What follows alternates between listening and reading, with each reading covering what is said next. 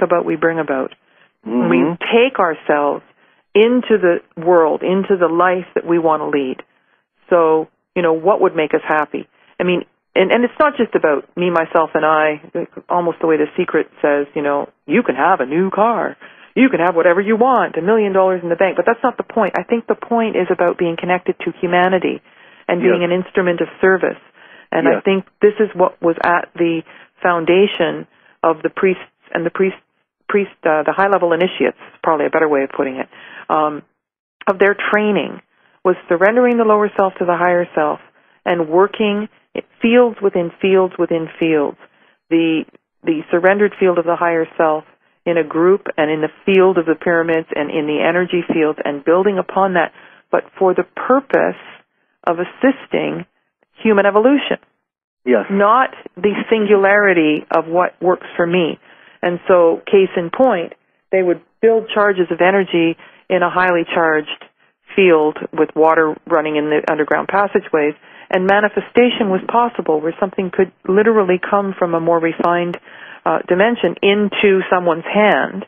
And if someone said, oh, that's mine, I'm going to take it and keep it, then they could never do it again. And so it was not about I manifested it. We manifested it. But for what purpose? For the good of all. Yeah. And these sorts of ideologies have been just stomped right out. Oh, my God. Yes, and we just become, quite selfish. So you've got, this whole generation of little emperors and little princesses, who feel like, the whole world, rises and falls on their desires. Yeah. And that's very dangerous because that doesn't bring all of us into new levels of existence and consciousness. Exactly. You said that so beautifully. And it also emphasizes the idea that we are in the quantum realm, we're entangled, and that anything that we do to ourselves or to another, we're doing to the whole. So you can't kill somebody on some foreign plane and think that, or do something in private. There's so much sexual abuse with women and men and people being sold on the sex slave market and so on and so forth. But you can't do that without affecting the whole. And, well, sure. Go ahead. And so this whole mess has to be, it seems as if people high at the top must have infiltrated the priesthood, and they were service to self entities, and they perverted or distorted the teachings so that they convinced people that they should have things for themselves and individualize. Well, you're really touching on something here, because one of the stories that's very near and dear to my heart is the story of Akhenaten and Nefertiti, who were in the 18th dynasty, and that came after Hatshepsut, who was a female pharaoh. And you remember, again, the dynastic parts of Egypt are the patriarchal parts. And there was a percolation of the true spirituality coming back when the Amun priesthood, Amun being the period of dark, and we still say Amen in the churches, and they would make people pay for their salvation, pay for a good passage to the other side. Right. And Akhenaten and Nefertiti said, forget it, we're not doing that anymore, and they closed the temples and they moved to Tel El Amarna, and Akhetaten, which is the horizon of the sun, which is what it was called in those days, and they started over. And the Amun priesthood, plotted to, get things back because they wanted to make money. 50% of the harvest of everyone was paid to the temple to ensure a proper burial and transition to the other side. Well, that's kind of sounding like here, and it's also sounding like the church that makes you pay for your spirituality. Yep. And they insisted on it, and it deteriorated, and we still have that imprint, and we haven't had peace on the planet since, which to me is pretty serious. Yes, it is. And there was this percolation of the energy coming back in its purity, and it worked beautifully at Amarna. People were creative, there were flowers, everyone was in a leisurely lifestyle, and they were happy, and made beautiful, beautiful things. And so one of the things that you'll see in the Pyramid Code is hundreds of objects from the Amarna period. And they're just gorgeous to look at, the jewelry and you've seen it. It's fantastic to look at, and it seems so modern in some way. But the ideology that went with that was very much a personal empowerment for the purpose of giving to the whole. Mm-hmm. Well, that seems to be the direction that the only direction we really need to be going in. I just feel that that's a natural progression to whatever is next, that we can't continue to rape and pillage the planet. The planet is alive, and it's a conscious being. The sun is a conscious being. Everything is alive in the universe. And you can't tell me that, our thoughts don't affect reality, or that what we do to the planet and each other isn't causing some kind of ripple.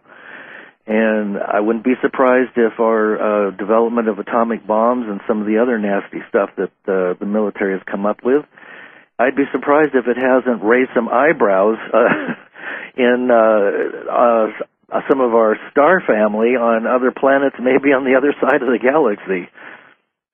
Yes, and unfortunately, fortunately or unfortunately, it's impossible to prove. But the way our science has been conducted in academia, what is proof, and how do we know? And we're hovering on the edge of disclosure. But yet, in many cases, people are quite certain that it's been ascertained, and that it's only the official story and the media that's not allowing that. But, there are surveys of people. I mean, do you believe in this, in the fact that there are other beings around? But what does that mean? Because these sophisticated beings are also in other dimensions.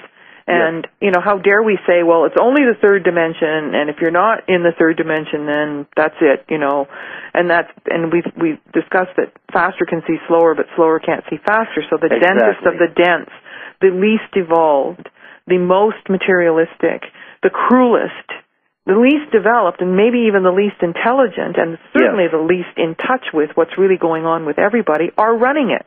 Yes. For their own purposes, for their own greedy, power-hungry ways of being, and that just won't do. And the people who become more refined, who are more in tune with nature, who are healthier, who are more aware, they wouldn't dream of thinking about that. And having been to 52 countries, Egypt counts as one, the people of the world are lovely, and they're kind, and they're generous, and they're open, they want you in their homes. I never felt a sense of danger when I was traveling. And, we're just told over and over again, the demonization of all things Middle Eastern, unless you're in the Middle East. And then you see that everybody wears their hearts on their sleeve. They never criticize Americans. They're stressed. They're very stressed, like the rest of people with systemic stress, if you will. The system is really, really taxing people at the moment, physically, emotionally, spiritually, and financially. But the people of the world are ready to love one another and to love the planet. And so we seem to be stuck in this place where the governments are the problem. And we're over-socialized. People who were moral, like when you think of the Gnostic traditions, which was all about deep knowing, the sense of knowing from within, not repeating a fact that somebody else wants you to know. Somebody else wants you to repeat, and they call that knowledge. That's not knowledge. And so when people are connected, then they're connected to morals. And so they don't want to squish the bug. Right. And they will, if there's one loaf of bread and 5 hungry people, you don't say, well, I'm keeping it for me. No, you give it to everyone. You share. Exactly. And that's the natural state of the human being. That's right. Okay. And you don't have to teach people that. But the thing is when we're over-socialized and we're over-controlled, then there's silly rules, like you can't cross the street when you're not on a crosswalk. Well, why not if nobody's coming? Exactly. And you can't ride your bicycle without a helmet. Well, how do you know if you fall down you're going to land on your head? Right. And if you want to wear a helmet, then wear it. Right. It's going on. It's exponentially. Well, part of that I think is because it all goes back to the banking system sucking all the money out of the economy and having the taxpayers pay for it. Yeah. And as a result, the states have no money, so they start making more laws so that when we break one, and we're bound to break one at some point because there'll be so many of them that you can't walk out of your house without breaking a law. So, there'll be fines and fines and more fines, and that's already that way, It's already that way, and we're paying for our own enslavement. But we don't need it. We don't need any of that. Right. We're paying for our own enslavement. Oh, listen, I moved to Taiwan, and I was working at a university as a professor. And before I left, I declared myself non-resident and went through the whole legal process of saying, as of this date, I am no longer a resident of Canada. And then when I came back, the first, day when I put an offer in on a house, I had to start. It took me 3 weeks to register with all the people who were going to get my money. Oh, my God. For insurance, for utilities, for income tax, for this and that, And I just, you watch, it's absolutely ludicrous what we have to pay compared to other countries, what they pay for utility bills and that sort of thing. Like, it's just a minuscule fraction. Today, gas, 10 cents a liter in Egypt. Wow. To run an air conditioner 24/7 in 100, over 100-degree weather, in Taiwan, $9 a month. Wow. Landline, $1.58. Wow. Yeah, not kidding. And so I'd come back and I'd see everybody, paying hundreds of dollars for natural gas to heat their homes in Canada in the winter, hundreds and hundreds. Oh, yeah. And people are complacent. Well, what are we going to do? But they push to see what we will endure. Yes, that's right. And now they want smart meters that are going to give even more electromagnetic frequencies. I'm one of these people that can feel those frequencies. Yeah. And fluorescent lights and that sort of thing just really are very, very taxing on me. And so some people aren't that sensitive, but it doesn't mean it's not affecting them. That's right. That's right. But I'm not giving up my wireless internet because if that's the only thing we're going to have to endure, that's one that I want. Yes, well, I kind of feel the same way on that one. Well, it's the only way I can get on the internet anyway, and with a satellite dish. So they don't have the lines out in the boonies of Northern California. But you're so right about all this, and it does seem that there is a tension and a revolutionary air or evolutionary air that's growing and has been building. And it will reach a tipping point. Well, I've had this idea where just the way we put a card into an ATM machine, what if they said, okay, you've got $2,000 of taxes to pay this round. Do you want to fix the hole in the corner on your street? Would you like to pay a pension for a guy who only worked for 6 years in office? Would you like to pay for his lunch, his yacht, his vacation? Or do you want to, put in something new and repair something in your neighborhood? What are you going to pick? Well, I'm going to sign up to give trillions of dollars to a couple of bankers? No.